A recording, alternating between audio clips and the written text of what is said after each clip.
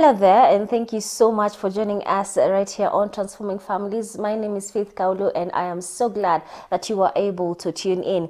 Thank you so much for being here, because each moment we're here, I know that families are being transformed, and that is our sole purpose. Now, today's episode is very interesting because it is something that is on the rise, something that we talk about, something that we use, and without knowing or even knowing, it affects us, it affects our families, and even marriages or just relationships. What am I talking about? I am talking about the use of social media, influencers, couple goals, and all that. So that is all we are going to tackle on today's episode, and to see how we can use this in order to make our relationships stronger, make our families stronger. They say with social media, you are connected to everyone, but in real sense, you are disconnected with your family. And that is why we are bringing this discussion on board today, to see how we can use social media to be able to be more connected to the people close to us, other than the rest of the world and people who we've never seen. So to have this discussion with me today is Reverend Edward Karanja, a minister of the word with the Presbyterian Church of East Africa, as well as a marriage and family therapist. Asante sana, Rev, for being here today.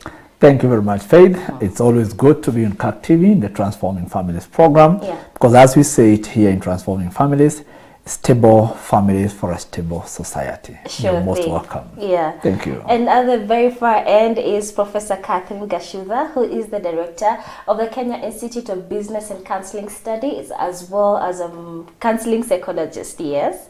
Thank you so much, Prof, for being here today. Thank you, Faith. And just like we've always been saying that marriage is work, family is work. Sure. And we have to work it. We have to work it. There is no other way out. Yes. So let's get right into it. With the smartphones, everyone now has access to Facebook, Instagram, YouTube, Twitter, TikTok, every other app. You don't have to go to a cyber to log into your Facebook account once a week. So this means that you get to be connected to a large number of people, chat with Mary, with Joseph, with whoever you want to. How has this affected our families in terms of, here's a couple who probably are having trust issues, or not trust issues at all, but the husband is busy chatting with a girl somewhere on the Facebook app. And most of the times when we say women snoop around the husband's phone, we forget about the social media. Not saying that one should go snooping around, but definitely also, if people talk about that, let's just look at how having social media, having smartphones has affected families, especially marriages. Yes. Thank you very much, Faith, and viewers. Many times when you talk about snooping through the phone and checking through, and just like you have put it, you say that you are seated around there and maybe husband is chatting with a girl and all that. You didn't say the wife is chatting with a boy somewhere there around there. It has always been taken like it's only men who chat with the girls. It's like wives don't chat with the boys, out there. Yet today, we are seeing it often that we have more women, married women, who are chatting with boys, young men, older men, and they are busy chatting with them even when in the houses. Social media is a good thing, because today you can use social media for marketing. You can use it to even advertise yourself in a very big way. You can even sell out. You can even use it to teach. At the comfort of my house, I can even run a workshop on a phone. So it is a very positive thing. But on the other side, it is true, as you have put it, social media has come also to even put families away. In that, you will find many families are pamoja, but they don't have umoja. You are seated on the couches around the house, but no one is with the other person. The husband is seated here, but he's with another woman elsewhere, but he is with you in the house. The wife is in the house with you on the couch, but she's not with you, she's with someone else, including the children. You'll have the children in the house, but the children are not with you in the house, they're with someone else. So social media is positive, but also needs to be checked, because it can easily put asunder in most families. So I agree, it is a challenge that we need to look into critically, but it's also a positive thing if it is looked into better, because social media keeps the man in the house, keeps the woman in the house. Instead of people going out to watch a video in a video shop, going out for a movie, the movie is in the house. But then how can we now harness that for the betterment of the family? Yeah. And probably we can be discussing that further after probably I pass it back to you. Yes, I that's like now how to you us. have mentioned how positive, the positive impacts of social media, you know, marketing, business, it has created jobs, meaning that if it's positively impacting our lives in, you know, bringing income, it can also positively impact our families and relationships and about bringing umoja. And I really like that. Thank you. Prof, what's your view on the effects of social media? Yeah, I agree with Ref that when it comes to social media, it is one of the greatest threats, and also that it can be used as a resource. It can be used as a facilitator of many things, a facilitator of relationships. And therefore we need to look at both sides of the coin when the social media is becoming a threat and when the social media is becoming an enhancer in families. And where it becomes a threat, because before we used to say money and mismanagement of money or inability to manage money and resources was the greatest threat before. But now we are looking at social media as the number one threat in the mismanagement of relationships and the removing of the glue within relationships. Because when one of the spouses get addicted to social media, that you're always on the social media when you're seated at the couch, you're not even watching the TV. Before we used to be glued on the TV, but now is the social media, the Facebook, the WhatsApp, whatever, the Telegram. And instead of attending to the needs of your spouse, you're here. So someone is saying, I asked you for tea, or I asked you to bring for me an item, and you haven't brought it because you're here on social media. You're always chatting with your friends. You have disconnected with us who are your family, and you're connecting with people out there who do not give you a continuation of life the way we do. And so that addiction is taken even to bed. That someone, instead of attending to the business of sleeping and attending to the business of you being together as a couple, you're now communicating with people out there, and your spouse feels disrespected.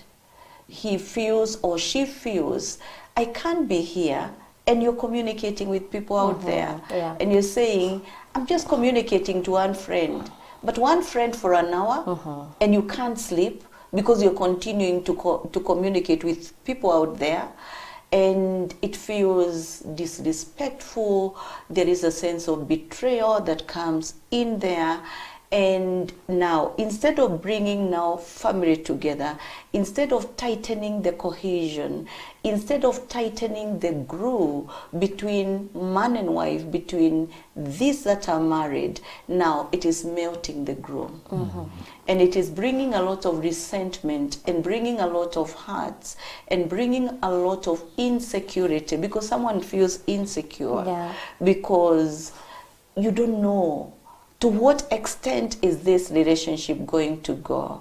And how are you giving yourself permission to be flattered by those girls, to be flattered by those men that are flattering you, that are telling you how smart you are, that are telling you how arrogant you are? How are you giving them permission? So when boundaries are not clearly constructed and clearly marked, then social media has a way of breaking relationships or making relationships to be stunted completely and not grow, and leave a lot of resentment, which again creates a lot of toxicity, which is thrown on the children. So the family now is suffering because the marriage is not able to order itself in terms of what are the rules and regulations around our use of social media. Are we using it to strengthen? Are we using it to nurture? Or are we using it to destroy Yeah. and damage. And in such a situation, Prof, where social media is now drifting a couple apart, how can that situation be salvaged? Having in mind that maybe one partner is addicted to social media. When it comes to addiction, which we call dependency, that is a sick individual because they have a crave. And there is something that is happening in the brain chemistry because they are trying to pull themselves out of this, what they are doing in the social media as they are communicating, and they can't. It's just like when you're addicted to alcohol or you're addicted to any other drug. That person tries to pull themselves, they are hooked to that. So you're trying to pull yourself out of it, but you need more. We call it tolerance. You need more to have the same kick that you used to have. This is a person with a behavioral addiction that needs treatment. You need to be separated. And we're having a lot of people today in the 21st century with a lot of behavioral addictions that are messing up relationships. So when it comes to addictions, it goes to another level. And another level where this individual needs some form of treatment. But again, when it has not gone to that extent, where we say it is now not mild, it's now not moderate, but now it's extreme.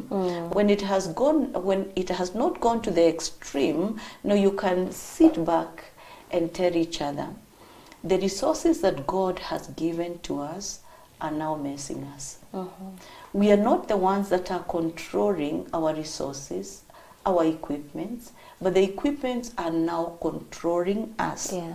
Can we now set rules and regulations that are going to help us to be able to take care of each other, but not social media becoming what is going to put us asada?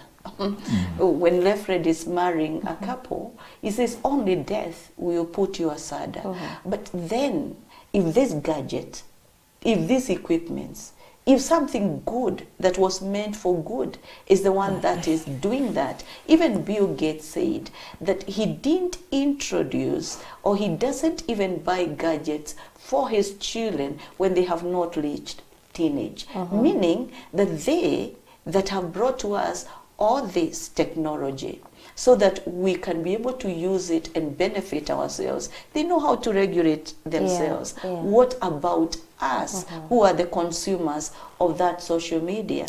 Then we need to regulate ourselves. But maybe they don't know, they are ignorant. Maybe they need to be told again and again. Maybe Lefred needs to stand on the pulpit and say, you now need to regulate the way you're consuming social media so that it doesn't affect children, it doesn't affect marriage, it doesn't affect family.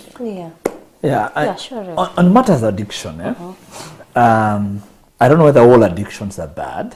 The psychologists will tell you, the behavioral addiction, we need to work on it. But social media, you may find someone who is really into the social media. This is a man who has retired. The wife is working. This man is seated in the house, watching all the videos he has been sent from many groups. You are in group this, you are in group that, so you are sent all those videos and you are watching them. And these videos you are watching and reading messages are keeping you busy, are keeping you excited. And they are occupying the space that has left void by someone else, because probably the wife is away and you are at home.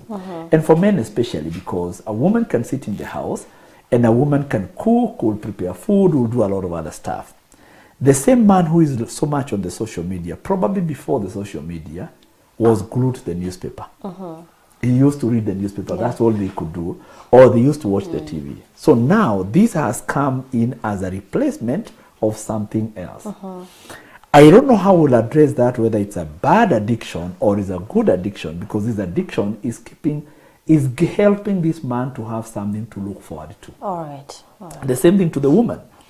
If she's alone in the house and she's a housewife, has just prepared a meal and she's the idol, she has something to look forward to. I can't wait to finish what I'm doing, get a hold of my phone and read, see who has sent me a message, see the video that I'm reading, you know, who has sent me an exciting video, TikTok. So I'm like, there's something fun in the TikTok, I gotta go look. So there's something here to excite the heart. There is something I'm looking forward to. Maybe I have finished preaching in the church. I'm done and I'm going to the office. And you know, probably like I'm overwhelmed by the sermon I was having. I go open the video. There is this nice joke in the WhatsApp. It excites me.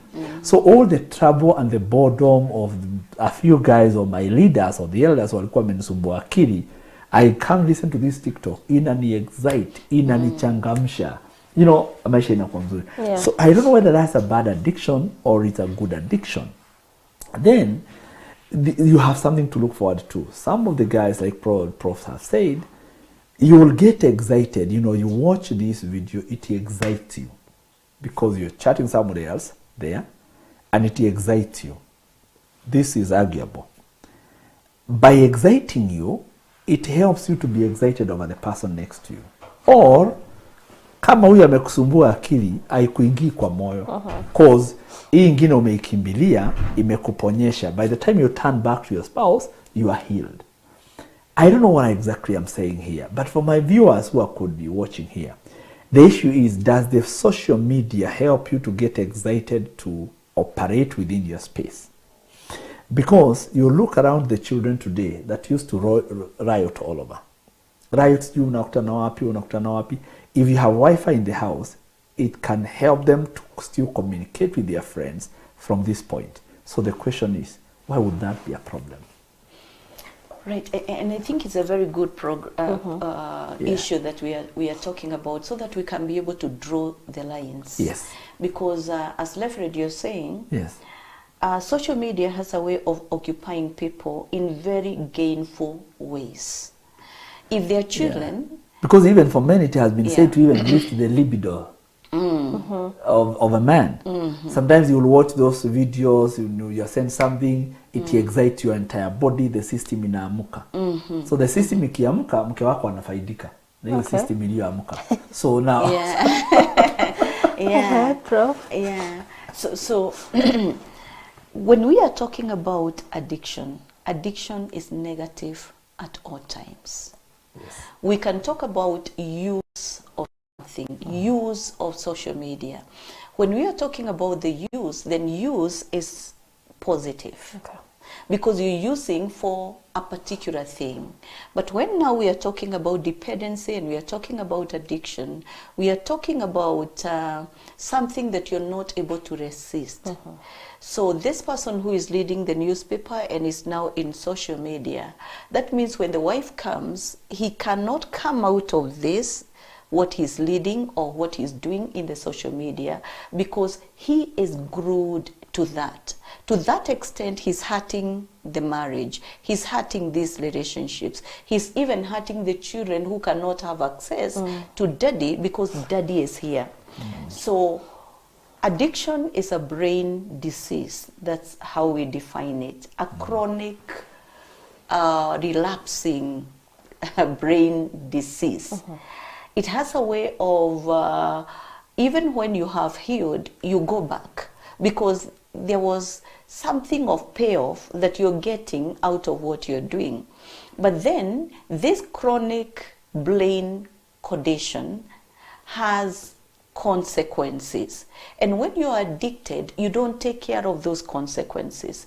The consequences may be relational, that there is a marriage that is getting affected, there are children who are not able to get access to their parents, and you're using a lot of burdens, so financially you are crippling the family with how you're using money inappropriately, because we also don't have limitless finances. So as long as it is an addiction, it is negative, it is a sickness that needs to be cured.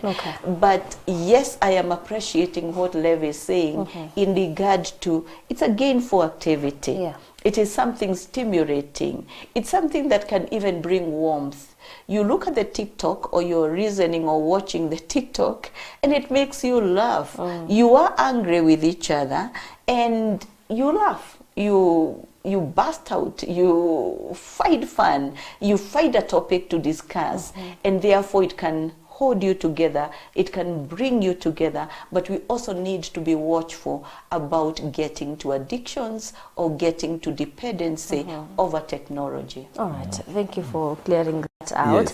Yes. Let's touch on this, because oftentimes when couples disagree and come out in public to talk about their issues, one thing that is always common is that either I asked for the password of his Facebook or Instagram account, or I had the password and then this and this got revealed, I hacked into the account. So does access into someone's social media, especially your husband or your wife, really helps in building the trust? We'll start with you, Rev. So the question here, if I get it right, is that my wife getting into my account. Yes, your social media account. My social media account. Yes. Allowing her to access it. Yeah, sure. Whether it helps to build the trust or otherwise. Or are we asking, should she access it or should she not access it? We could have it both ways, yeah. Both ways. Eh? Yeah. Because one of the things I've always said, and I've told this to couples many times, if someone calls me, if Faith calls me today, it's my phone she has called. I'll pick the phone and answer. If Faith, who is close to my wife, calls my wife's phone and not me, and I see you calling my wife, I won't pick the phone. Because you have my number. If it's me you needed, you'd have called me. Interestingly, even my own brother, my own sister-in-law or sisters, when, especially my brother, we talk a lot, and he talks to my wife a lot. If he called my wife's phone, and I'm there, and my wife is probably showering or doing something, I don't pick her phone. And I can tell it's my brother calling. I don't pick it because if he wanted me, he would have called my phone. Now it's my wife he wants. So why would I bother with him calling my wife? Because it is him calling her, and he would be calling me. If my sister decides to call my wife, not me, and I see her calling, I won't pick, because when she needs me, she'll call me. These are not the days when we used to have the notes in the office and homes where we had the landline, and next to the landline at home, there was a notebook, so and so called, call back. Now, if I need the particular person, I call them because I have their phone.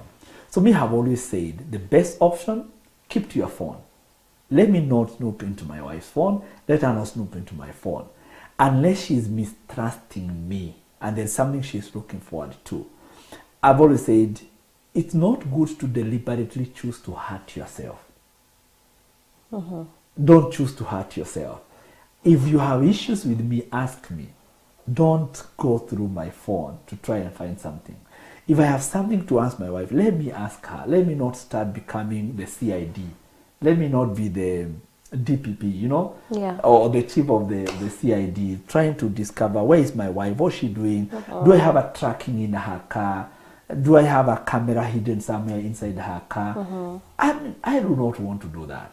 If I drove around and I find my wife's car parked somewhere, I don't stop to look at it, like, let me stop and find out what my wife is doing. If she's in trouble, she would call me. And because there's no missed call, it means she's okay. If it's parked by the roadside, either she has parked it there answering a call or something. So I won't stop and check. If my wife's car parked there, let me go and check and, you know, ninyemere pole pole, and check who is in the car with her. I am deliberately choosing to hurt myself. If there is anything fishy happening around, the same thing to her. She should be doing that. The best option is to have 100% trust. That's what I say. So in terms of social media, because like me and my wife, we share jokes. If somebody sends me a joke, I will see it and I will send it to her.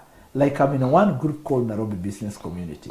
It has all the people, it has all kinds of characters you can think about in this world. So sometimes they will send there a very big joke. Who do I send it to? My wife. I would even send to my friends. You know, especially those that are very nasty. The only person I can share with is my wife, because I'm also a reverend. Who do I go send in? Then so I send it to my wife. So there are those things that I would always say when it comes to the issues of like snooping into my social media account. Is it my email? Is it my Facebook? Is it my WhatsApp? I don't think it's necessary for one to keep on perusing the spouse's, privacy. Not only the spouse, even the children. Okay. Like I have a grown-up daughter because she's 21 years. I don't get hold of her phone and start scrolling through. If she shows me and tells me, Daddy, there's a photo here, I want to see the photo I took, and I take the phone, I only see the photo she has shown me. I don't start scrolling other photos, just in case I might find she had some funny photographs there. I'm simply saying, if you give me your phone, Faith, or Prof, tell me, hey Rev, you know, this is a nice picture. Why would I want now, umenipatia nione hiyo moja, then I am busy scrolling all the others? What am I looking for? So simply I'm saying it's good to have some social media etiquette, even around the house, whereby you respect other people's spaces. Yes, unless one gives you a reason to doubt them, then discuss it with them. Otherwise, if you're not discussing with them, you are becoming a kachero, kumchunguza chini ya maji. Yeah. Sasa your relationship ina shida. And that relationship needs a therapist. It is sick. It is sick. Prof, very briefly, what is your opinion on the same? I think that toxic secrets are very harmful to a marriage. This person who, you have your password, and yes, you need to lock your phone and open it when you want. But at the same time, you can see someone who is mischievous, someone who is hiding some information. And maybe even when the person wants to communicate, goes to the bathroom or goes to the toilet, there is a funny behavior around the use of the social media. Now, you are attracting your partner to now start mistrusting you. Because we need to ask, is it the partner who is insecure, or are you the one who is bringing social media behaviors that are making your wife or your husband to start getting worried? Because you shouldn't do that. And therefore, we need to be disciplined with how we do things and even what we entertain, because many a times social media is becoming like a replacement when a marriage is not working. And so what you do is now to go to your social media friends, because then they're going to flatter you and they're going to tell you things. And therefore you don't want your partner to see the kind of things that you are communicating. So I think that secrets are not good, and that even if my husband is not snooping into my phone, then I also need to know, even if he saw whatever is there in my social media and my responses, and even the responses that I get from other people, he's not going to be unnecessarily affected by what he sees. So being responsible and making sure that you're not having secrets where you're burying some things that you wouldn't want your partner to see is very vital. All right. Let's take a very short break. Definitely we'll be right back with this discussion, so do not go too far.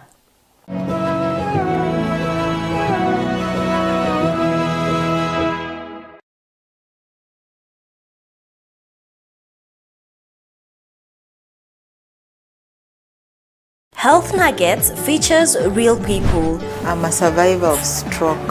I was totally incapacitated. Sasa kama hiyo nyumba yangu naona niliuza juu ya huyo mtoto tu nimpeleke Mathare. Lazima ujikakamue, uone nani anaweza kukusaidia, umwambie ukweli yako. Highlighting real issues on your health and well-being. Especially for people who are pregnant, I'd advise them to keep off from that, farm-bred fish from China. Creates awareness on health matters affecting you. We sometimes treat our cars better than we treat ourselves, right? Because every couple of miles you send it to the garage, right? You don't wait for it to break down. But with our bodies, you wait for the car to break down, as it were, then you say, okay, let me go to the hospital. While good health is not something that you can buy, but be rest assured that health is wealth. Don't miss Health Nuggets every Monday at 7:30 p.m. here on CAC TV. Your health matters.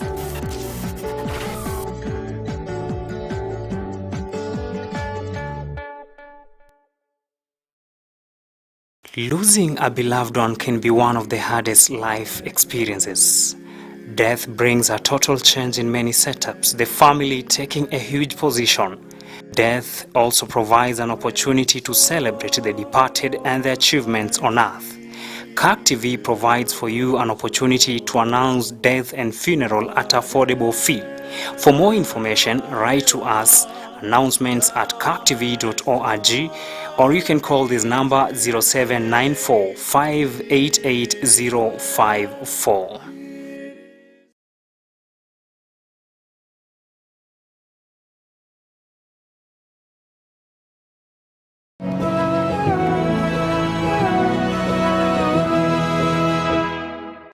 Welcome back, and thank you so much for keeping it right here. Today's discussion is quite interesting because we are talking about social media and its effect on our families and especially relationships and marriages.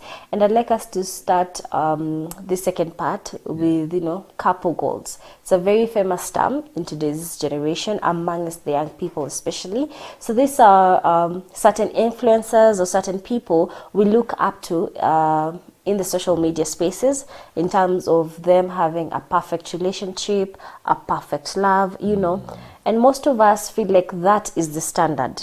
If they don't do this, if they don't buy me a car, if they don't bring me flowers, they don't walk into a room full of roses, then this guy doesn't love me.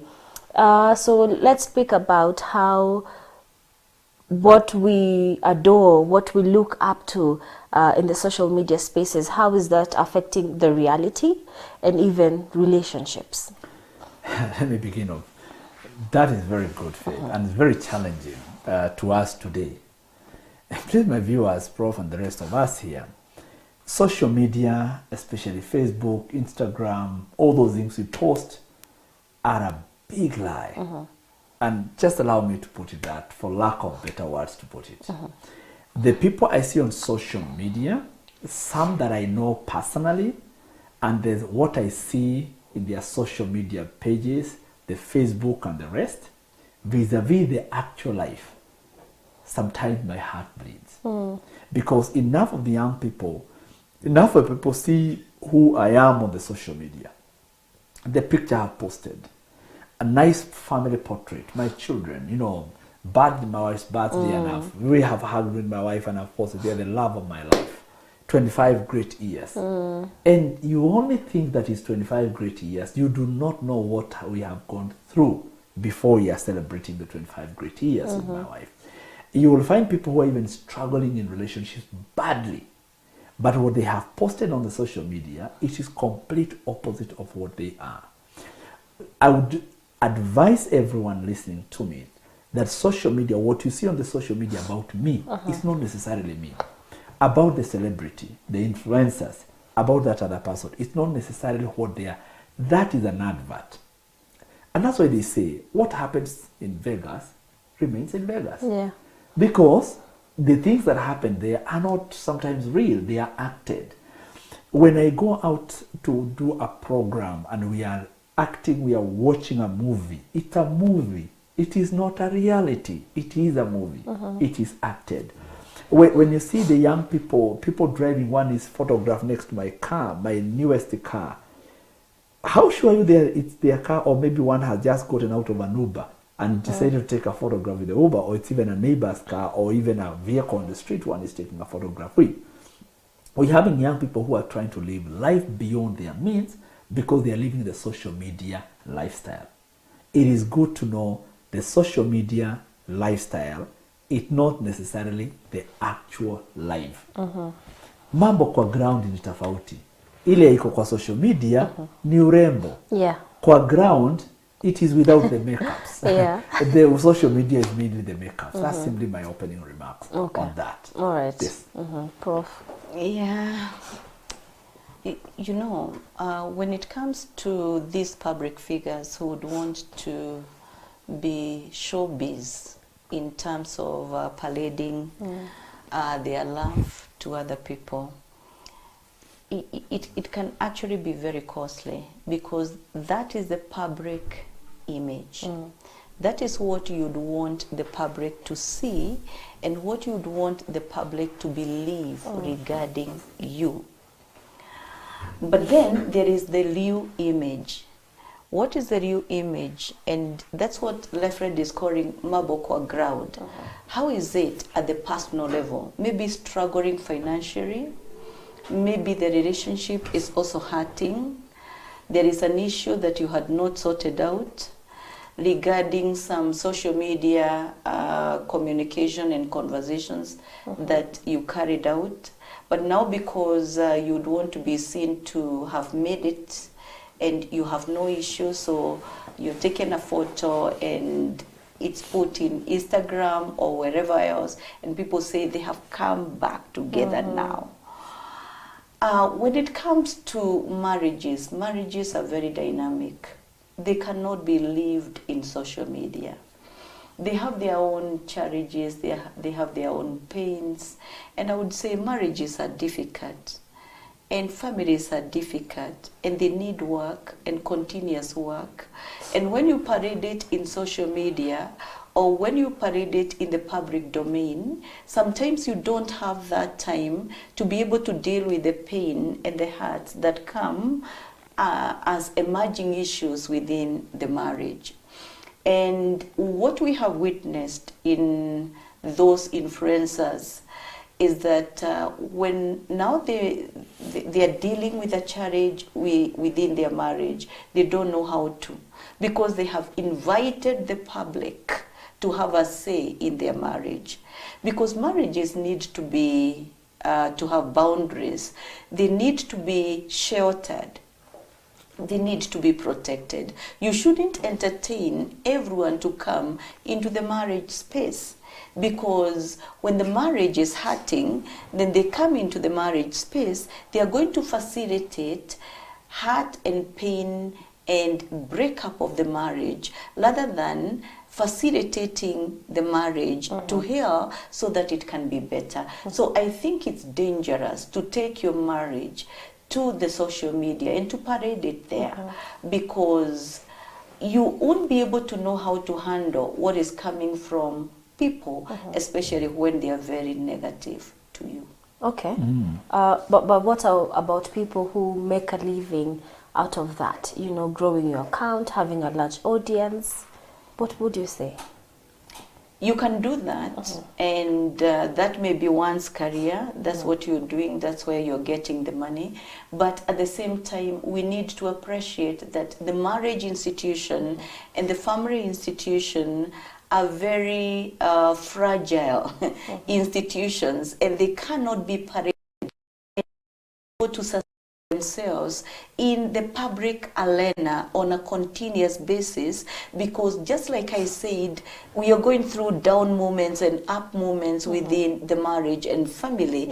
And so when it is put in the social media platform or the public platform, you don't have time for healing. You don't have time for making sure that you are recreating your marriage again or recreating your family again, because social media does not give you time and space for you to do the recreation. They want you to do it instantaneously, and that's not normal. That's not natural. Marriages and families are natural institutions, and they heal the natural way, not that instantaneous way.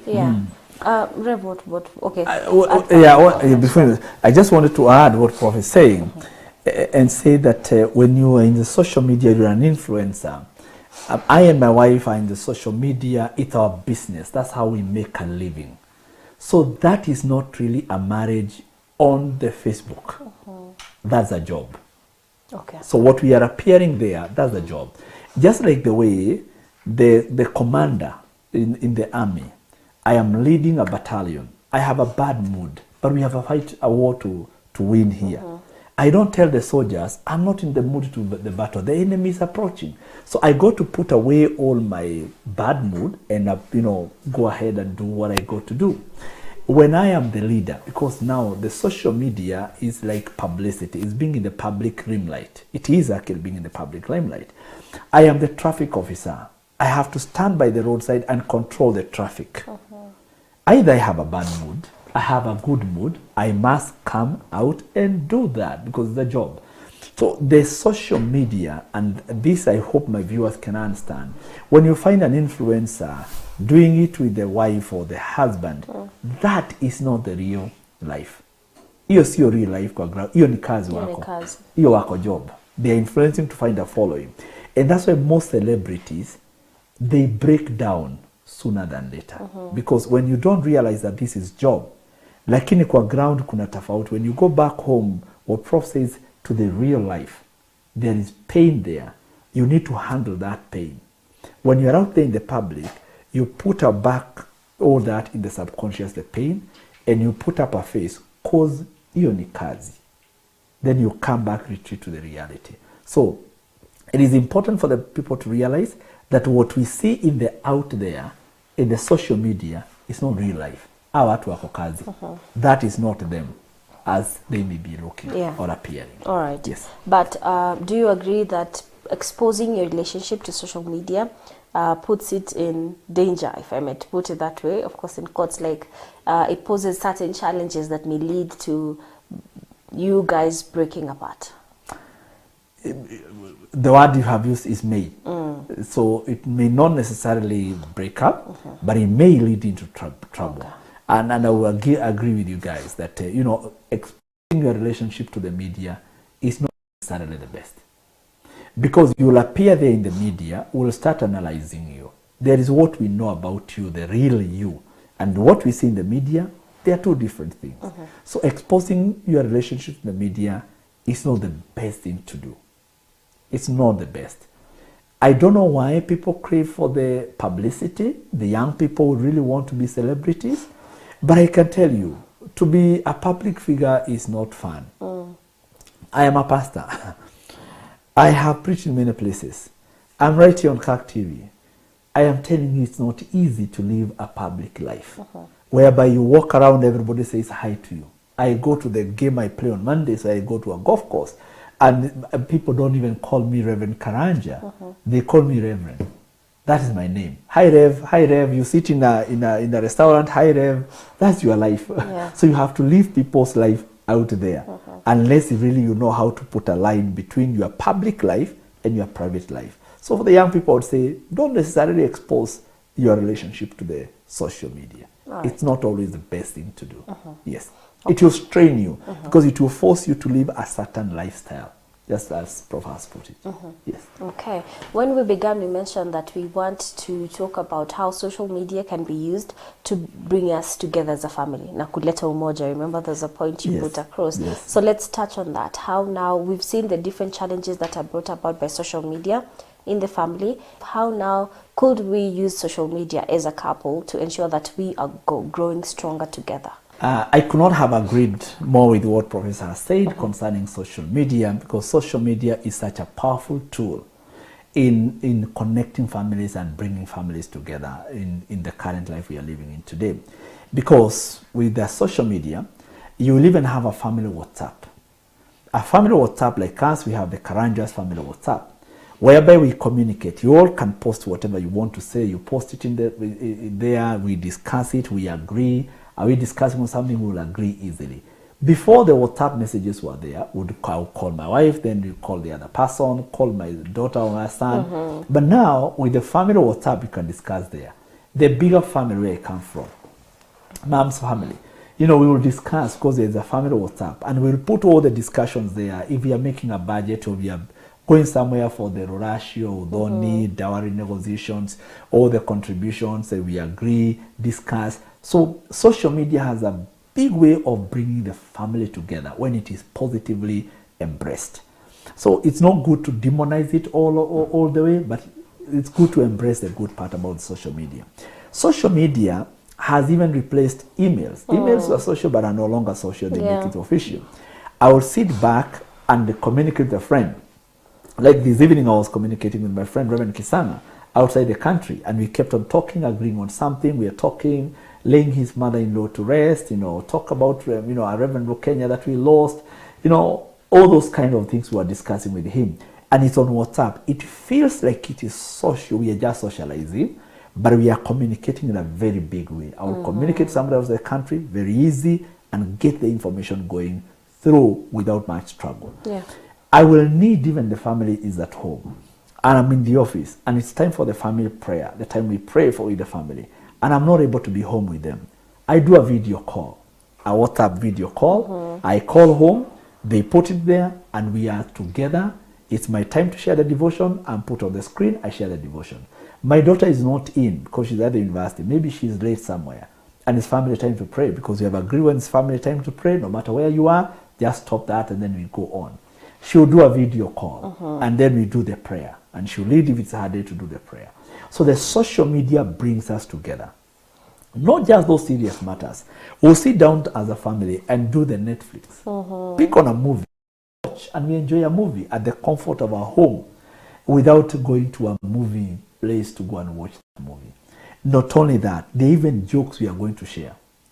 Interestingly, I have found myself counseling my children better on social media, sometimes more than one-on-one. Okay. I'll find a nice message. I would want to communicate this, and I will post it to their pages, and then they will read it. Or I'll post it in the family WhatsApp. Then we shall start discussing it. Just this week, we have been discussing about the Sheikh, the ruler of Dubai. That has been a family discussion. The way he says, my grandfather rode a camel. My great-grandfather rode a camel. I am riding a Land Cruiser. He's the one who turned around Dubai to what it is today.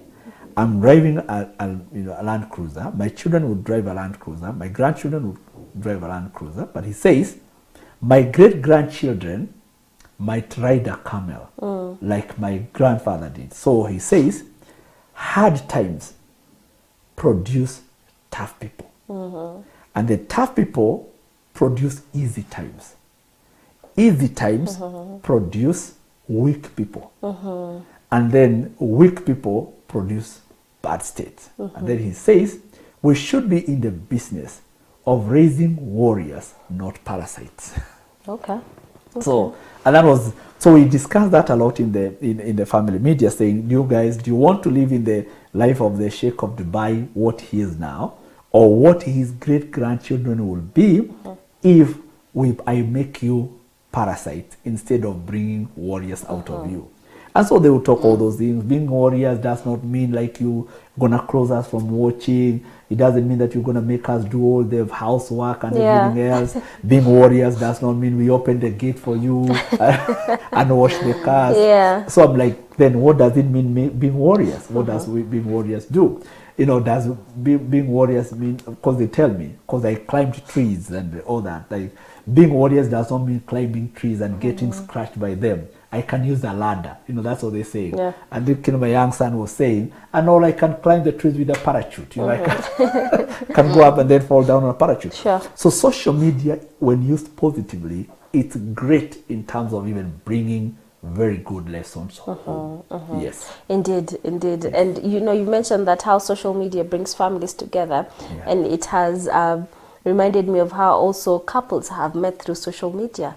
You know, relationships are being formed and started as well through social media, to show that as much as it has its negative side, its effects, it's also good when used properly, correctly, moderately as well, you know. And I'm really glad that we had this discussion today. Maybe as we come to an end, just a brief word to people out there, to couples who either are facing challenges because of social media. The husband is so much into it, the wife wants to post, the husband doesn't, you know. So just a brief comment, more of like your punch line or punch word that you want to leave our viewers with. We'll start with you, Rev. My punch line to my viewers today concerning social media: everything is good, not everything is beneficial. That's what the Bible says in Corinthians. So the phone is good, but when used not a good way, no longer becomes beneficial. Social media is awesome, can bring the family together, can build big trust, can even open up opportunities for you, but when used in the wrong way, it can destroy your relationship. Choose this day to use social media in the positive way. Thank you. All right. Resources that God has given to us, like social media, should be used for your own benefit, but not for your damage, not to damage your marriage, not to damage your family. Just know that you need to be in control of social media, but not social media being in control of you. Amen. All right, I am really glad that we're able to have this discussion today. Let me know in the comment section what is your takeout from today's episode. My name is Faith Kaulu. Till next time, keep watching CAC TV.